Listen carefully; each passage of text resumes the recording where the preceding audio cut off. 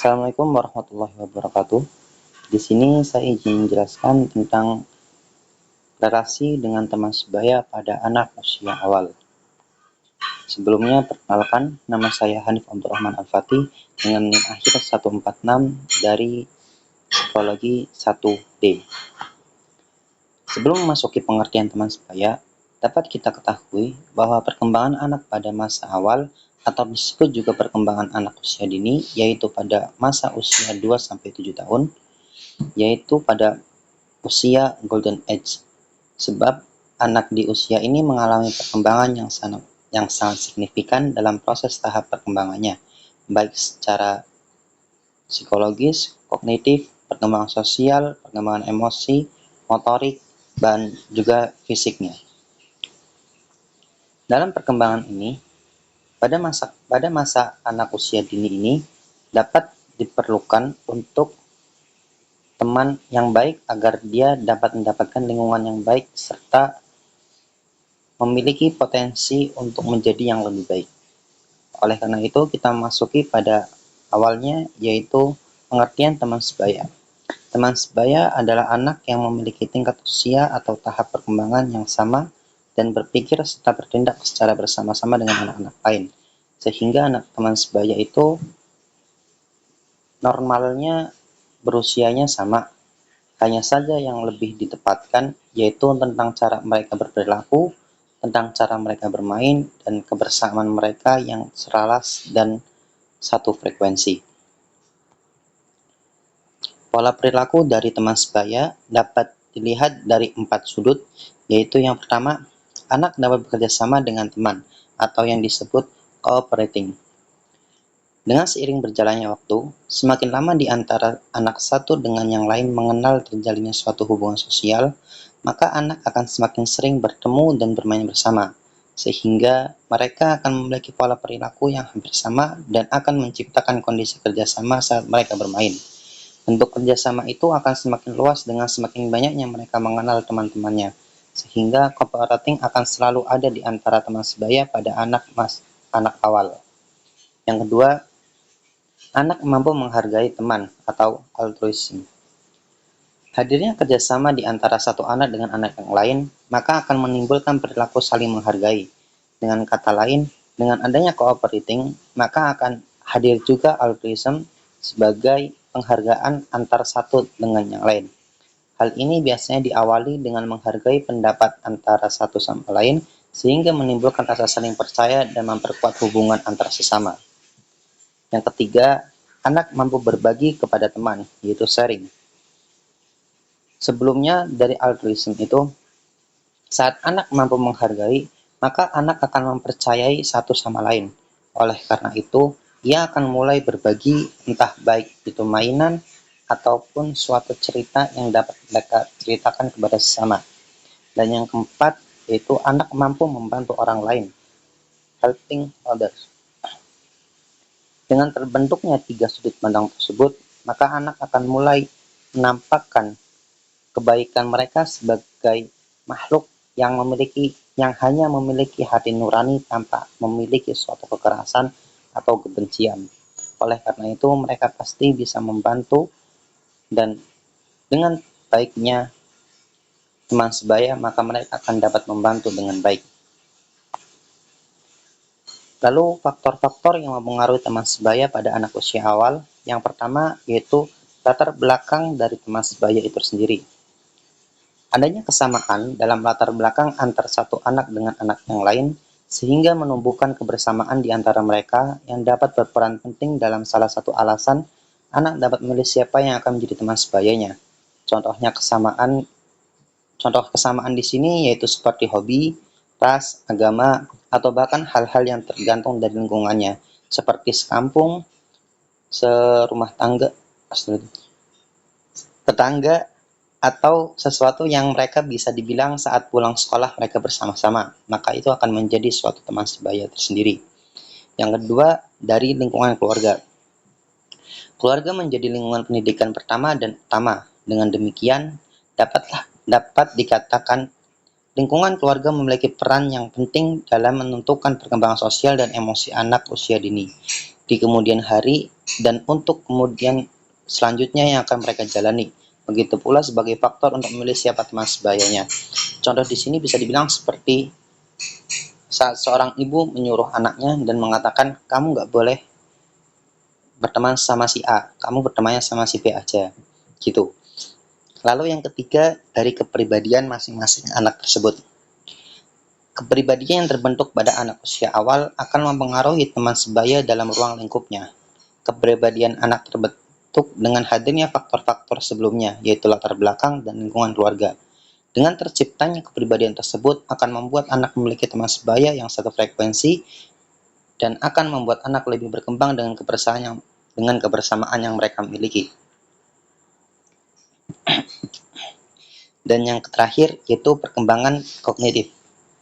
Secara garis besar, teman sebaya berperan untuk perkembangan sosialnya, kematangan emosi, melatih komunikasi, memperkaya pengalaman, belajar hal baru, dan bisa menyampaikan apa yang mereka inginkan. Oleh karena itu, perkembangan dari segi kognitif sangat berpengaruh kepada perkembangan kognitif untuk memilih teman sebaya. Karena hal ini berkaitan dengan kecepatan masing-masing anak dalam perkembangannya dan mendapatkan yang setara atau yang sesuai. Teman sebaya juga memiliki dampak positif serta dampak negatifnya. Yang pertama, dampak positif yaitu memiliki pengembangan empati yang lebih baik. Dengan hadirnya teman sebaya yang baik dan mengajarkan sesuatu yang bersifat positif, maka ia akan memiliki empati yang tinggi dikarenakan ia merasa diperhatikan dan merasa untuk bisa saling membantu. Lebih tepatnya seperti saat ia dibantu, maka ia akan memiliki rasa tanggung jawab untuk dibantu kembali. Oleh karena itu akan menimbulkan suatu rasa empati yang tinggi kepada orang lain. Yang kedua, yaitu peningkatan kerjasama. Baiknya hubungan teman sebaya pada anak usia awal yang berjalan dengan baik dan tepat, di mana mereka merasa berada di lingkungan yang tepat, maka akan menimbulkan rasa kerjasama yang kuat, karena mereka terlatih dengan keseharian bertemu dan bermain, sehingga rasa kerjasama yang ada sejak dini akan terus terbawa dan berkembang dengan sepanjang waktu berjalannya usia. Yang ketiga, yaitu rasa memiliki.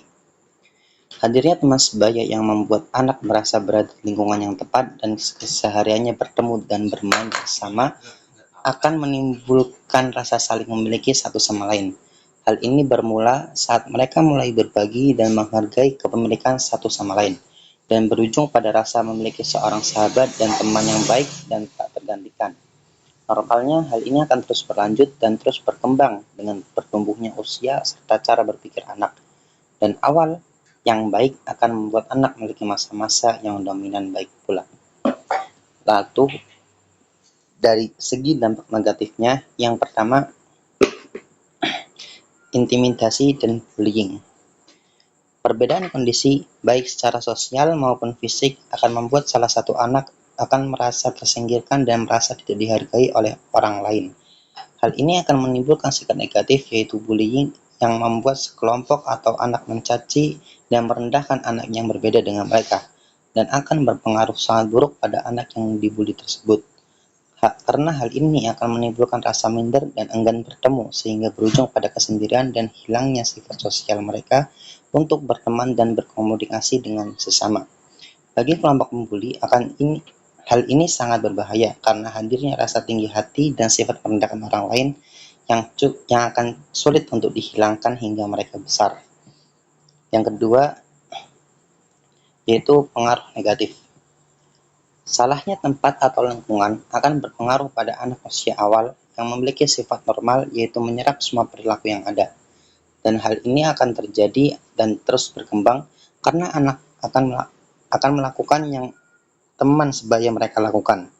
Dalam hal ini, kerjasama dan rasa saling berbagi juga hadir, namun dalam hal yang buruk dan bersifat negatif, sehingga anak harus dipertemukan dan dididik akan memiliki pergaulan yang baik sejak kecil dan membuat mereka berada di tempat yang tepat.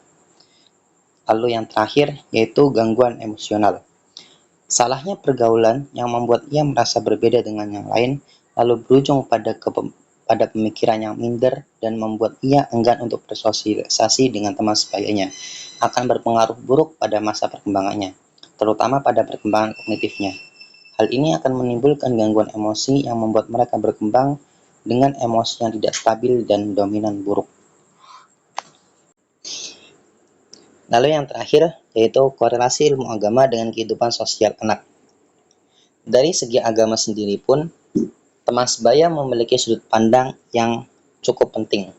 Dari dua surat di bawah ini yang berbunyi, A'udzubillahi minasyaitonirrajim, Bismillahirrahmanirrahim.